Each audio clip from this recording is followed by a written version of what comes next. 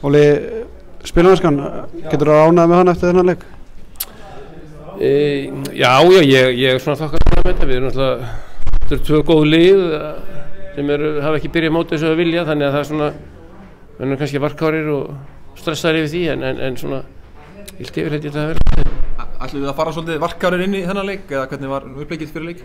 Nei, við ætlum ekki að gera það, við ætlum að herja svolítið á það og fara stíft á það og mér fannst við gera það ágætlega í fyrri hálfleik en mér fannst seinni hálfleikurinn svona aðeins verrið fyrir okkur heldur en fyrri. Slæmt að lenda tvívegis undir en gott að koma tilbaka?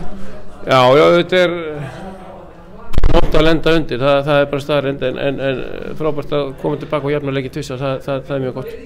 Byrjunin erfiðar en þú varst að vonast eftir að búast við á tímabilinu? Já sko, búast við og ekki búast við, auðvitað vildum við hafa fleiri stig en við höfum í dag, það er engin launum og erum ekki sátt við það en mótið vannst ekki í dag eða tapaðist, þannig að við erum ennþá í ágætis staði mótum í töfluröðinni, þannig að við erum auðvitað vildum hafa fleiri stig en svona er það núna. Gerir bara eina breytingu á liðinu í leiknum sjálfum, var það meðvitað eða hvað?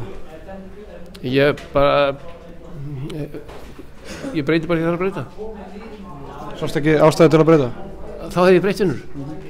Stjarnan gerir breytingu fyrir hennar leik fyrir 4 manna á varnarlínu. Kom þetta eitthvað óvart eða? Ég átti hún ekki von á upphæfi en við svo sem vorum búin að tala það líka. Nei, kom ekki úr. En eins og ég sagði þannig, bæði lið hafa kannski byrjað illa og menn ætla að vera varkárir og þannig er það bara.